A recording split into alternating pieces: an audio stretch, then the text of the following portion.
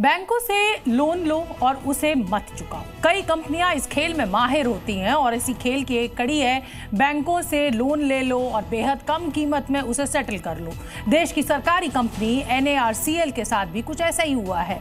Action global नाम की company के 2172 करोड़ रुपए के कर्ज को सिर्फ 579 करोड़ रुपए में सेटल कर दिया गया।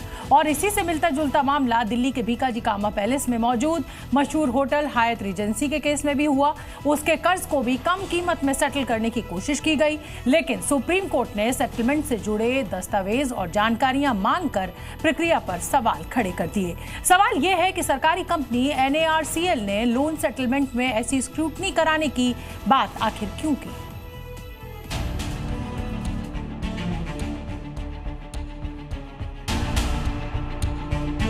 यह है दिल्ली के भीकाजी कामा प्लेस में मौजूद एक नामी गिरामी होटल हयात रीजेंसी।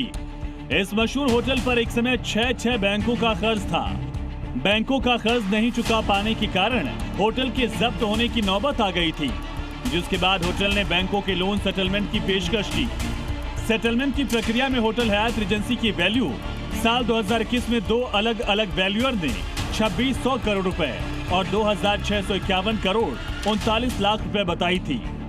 लेकिन जब वन टाइम सेटलमेंट की तैयारी हो रही थी तो होटल की वैल्यू 750 करोड़ रुपए से 865 करोड़ रुपए के बीच आंकी गई। मतलब एक्चुअल कीमत का 1/3 से भी कम।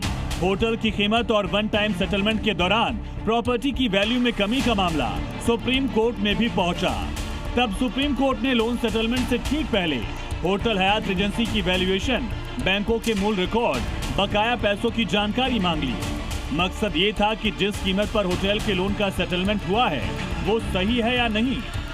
देश की सबसे बड़ी अदालत supreme court hotel Hyatt Regency के वन टाइम लोन सेटलमेंट पर दस्तावेजों और तथ्यों की जांच पड़ताल कर रही है।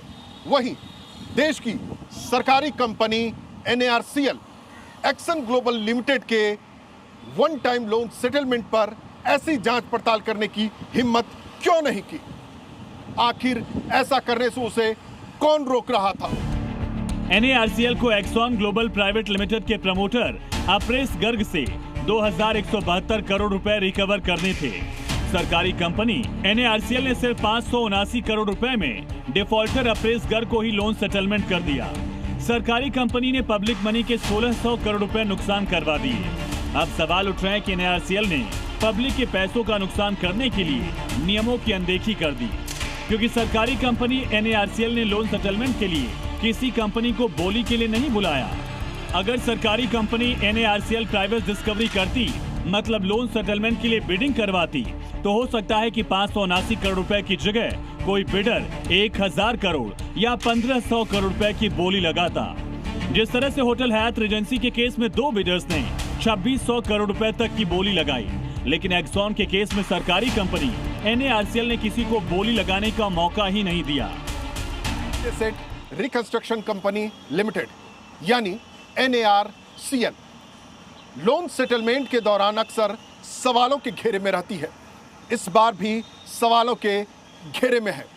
सवाल ये कि आखिर उस पर किस तरह का दबाव था कि उसने लोन सेटलमेंट के दौरान बिडिंग ही नहीं करवाई। इससे आम आदमी के पैसे का नुकसान हुआ। परिवेश वात्सयन, स्पेशल इन्वेस्टिगेटिव टीम, जी मीडिया।